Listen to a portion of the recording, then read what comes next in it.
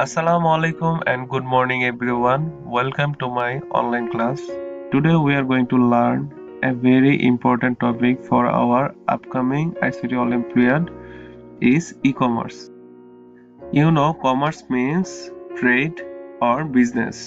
In Bangla, commerce অর্থ হচ্ছে বাণিজ্য অথবা ব্যবসা। Now let's see what is e-commerce. E-commerce is short form of electronic commerce. It is the process of buying and selling goods and service using the internet or other digital platforms. তাহলে e-commerce হচ্ছে electronic commerce যা আমরা internet অথবা আদার digital platform ব্যবহার করে কোনো product অথবা service কেনাবেচা করতে পারি। What's the difference between a traditional shop and e-commerce? Traditional শপে আমরা ইন পারসন গিয়ে প্রোডাক্টটি পারচেজ করতে পারি এবং প্রোডাক্টটি পেমেন্ট করার সময় আমরা হাতে হাতে পেমেন্ট করতে পারি। কিন্তু ই-কমার্সে আমরা প্রোডাক্টগুলোর ছবি দেখে তারপর প্রোডাক্টটিকে অর্ডার করতে হয় এবং প্রোডাক্টটি অর্ডার করার সাথে সাথেই আমাদেরকে পেমেন্ট করতে হয়। আমরা পেমেন্ট করার সময় আমরা বিভিন্ন ই-ওয়ালেট অথবা বিভিন্ন ডেবিট কার্ড অথবা ক্রেডিট কার্ড দিয়ে অনলাইন পেমেন্ট করে থাকি। তারপর প্রোডাক্টটি আমাদের বাসায় এসে ডেলিভার্ড হয়। আমাদেরকে প্রোডাক্টটি গিয়ে নিয়ে আসতে হয় না, যেটা আমাদের ইন পারসন ট্রেডিশনাল শপগুলোতে গিয়ে প্রোডাক্টটি পারচেজ করে সাথে করে নিয়ে আসতে হয়। আমরা জানি another key part of e-commerce is digital product. Digital product বলতে কি বোঝেন? ডিজিটাল প্রোডাক্ট হচ্ছে এমন একটি প্রোডাক্ট যা আমরা টাচ অথবা ফিল করতে পারি না, কিন্তু আমরা ব্যবহার করতে পারি। যেমন বিভিন্ন অ্যাপ্লিকেশন সফটওয়্যার, অপারেটিং সফটওয়্যার। আমরা উইন্ডোজ ব্যবহার করার সময় উইন্ডোজের কি প্রোডাক্ট কিটই কিনতে হয় এবং প্রোডাক্ট কিটই কেনার পরে আমরা কি করি, প্রোডাক্টটি ইন করি। অথবা আপনি ক্যানভা প্রো ভার্সন কিনলেন, কিনে কি করেন, আপনার কম্পিউটার অথবা স্মার্টফোনে ইনস্টল করেন। আপনি প্রোডাক্টটি কিন্তু ধরতে পারছেন না বা ফিল করতে পারছেন না, আপনি শুধু দেখতে পাচ্ছেন এবং ইউজ করতে পারছেন। তাহলে আমরা বুঝতে পারলাম ডিজিটাল প্রোডাক্ট কি কি হতে পারে। বিভিন্ন সফটওয়্যার, তারপর আপনি অনলাইন কোর্সও কি আপনার ডিজিটাল প্রোডাক্ট, তারপর বিভিন্ন অনলাইন গেমস, তারপরে ই বুকস যেমন আইসিটির যে আপনি পিডিএফ বুকস গুলো পাচ্ছেন, এগুলো সব। Then what is the main features of e-commerce? ই-কমার্সের মেইন ফিচার গুলো কি কি? বায়ার এবং সেলারকে কি অবশ্যই সেম প্লেসে থাকতে হচ্ছে না, কারণ আপনি রিমোট এরিয়া থেকেই আপনি প্রোডাক্ট কেনাবেচা করতে পারেন।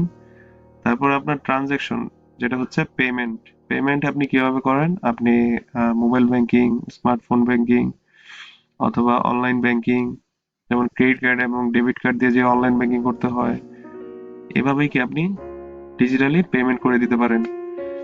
তারপর আপনি কি প্রোডাক্টটিকে কি করতে পারেন, অর্ডার করার সাথে সাথে প্রোডাক্টটি কি আপনার বাসায় ডেলিভার্ড হয়ে যায়। সেই জন্য আপনার হয়তো একদিন দুদিন এরকম সময় লাগতে পারে, কিন্তু প্রোডাক্টটি কি আপনাকে গিয়ে নিয়ে আসতে হয় না। এখানে আপনি কিছু এক্সাম্পল পাবেন ডিজিটাল প্ল্যাটফর্মের যা ই কমার্সে ব্যবহার করা হয়, যেমন দারাজ, রকমারি, ফুডপান্ডা এটসেট্রা। তাহলে what is the basic ideas of e commerce? ই কমার্সের বেসিক আইডিয়া কি? ই কমার্সের বেসিক আইডিয়া অবশ্যই সিম্পল, যে আপনি ইন্টারনেট ব্যবহার করে আপনি কি প্রোডাক্ট অথবা বিভিন্ন সার্ভিসেস কি করবেন, কেনাবেচা করবেন। সেজন্য আপনাকে অবশ্যই ইন্টারনেট, তারপর ইন্টারনেট ব্যবহার করার জন্য ডিজিটাল ডিভাইস যেমন কম্পিউটারস, স্মার্টফোনস, ট্যাবলেটস, আদার্স, আপনি যে কোনো ডিভাইস যেটা ইন্টারনেট ব্যবহার করে আপনি কি ডিজিটাল প্ল্যাটফর্ম ব্যবহার করতে পারবেন। তারপর আপনার parts, the main parts of e commerce কি কি আছে, যেমন products and service. Products and সার্ভিসই তো আপনি কেনাবেচা করবেন। তারপর দ্বিতীয়ত অবশ্যই ইন্টারনেট প্ল্যাটফর্ম, যেমন কি সোশ্যাল মিডিয়া আছে, তারপরে বিভিন্ন ডিজিটাল প্ল্যাটফর্ম যেগুলো আমি বললাম, দারাজ, রকমারি.com অথবা .com এরকম। তারপর কি অবশ্যই আপনাকে কি অনলাইন পেমেন্ট করার জন্য অবশ্যই ই ওয়ালেট অথবা আপনার ডেবিট কার্ড, ক্রেডিট কার্ড যেগুলো আপনি অনলাইন পেমেন্ট করতে পারবেন সেগুলো প্রয়োজন। তারপর কি আপনি অর্ডার করার পরে অবশ্যই আপনাকে ডেলিভারি অ্যাড্রেস বা শিপিং অ্যাড্রেস দিতে হবে, যাতে আপনার প্রোডাক্টটি কি আপনার বাসায় ডেলিভার্ড হয়। প্রোডাক্ট ডেলিভারির পর যেমন কাস্টমার সার্ভিসটি খুবই গুরুত্বপূর্ণ। কাস্টমার সার্ভিস হচ্ছে ডিজিটাল প্ল্যাটফর্মগুলোর নিজস্ব এমন একটা সার্ভিস যা কাস্টমারদেরকে সহায়তা করার জন্য তৈরি করা হয়। কাস্টমারদের বিভিন্ন কোশ্চেনের আনসার অথবা কাস্টমারদের প্রোডাক্টের কোনো কমপ্লেইন্টস, প্রবলেমস এগুলোকে দেখাশোনার জন্য কাস্টমার সার্ভিস রাখা হয়। বর্তমানে বিভিন্ন ই কমার্স ওয়েবসাইটে আপনি দেখবেন যে চ্যাটবটস অথবা কাস্টমার সার্ভিস হটলাইন অথবা তাদের ইমেল। ট্রেডিশনাল শপের বিজনেসের মতোই ই কমার্সেরও বিভিন্ন ধরন রয়েছে। তাহলে ই কমার্সের টাইপস গুলো কি কি? বিজনেস টু কনজিউমার অথবা B2C, এটা হচ্ছে এমন একটি বিজনেস মডেল যেখানে কোম্পানিজ গুলো তাদের প্রোডাক্ট অথবা সার্ভিস গুলো সরাসরি কনজিউমার অথবা কাস্টমারদের কাছে সেল করে। এটি খুবই কমন এবং পপুলার বিজনেস মডেল। কিছু B2C বিজনেস মডেল কোম্পানিগুলো হচ্ছে Amazon, Daraz, Foodpanda, Netflix. Next যে বিজনেস মডেলটি ওটি হচ্ছে B2B। এই বিজনেস মডেলে আপনার মূলত এক কোম্পানি আরেক কোম্পানির কাছে তাদের প্রোডাক্ট অথবা সার্ভিস সেল করে। এখানে কোনো কাস্টমার বা ইন্ডিভিজুয়াল কোনো পার্সনের কাছে প্রোডাক্ট বিক্রি করা হয় না। আমি যদি সাধারণভাবে বলি, আপনার পাইকারি বিক্রেতারা তাদের প্রোডাক্ট বা সার্ভিস গুলো কি খুচরা বিক্রেতাদের কাছে বিক্রি করে। এতে কি হয় যে খুচরা বিক্রেতারা পাইকারি বিক্রেতাদের কাছ থেকে প্রোডাক্টটি কিনে তারপর কাস্টমারদের কাছে বিক্রি করে। এই যে পাইকারি বিক্রেতা এবং খুচরা বিক্রেতার মধ্যে যে ট্রানজাকশন, এটাই হচ্ছে B2B বিজনেস মডেল।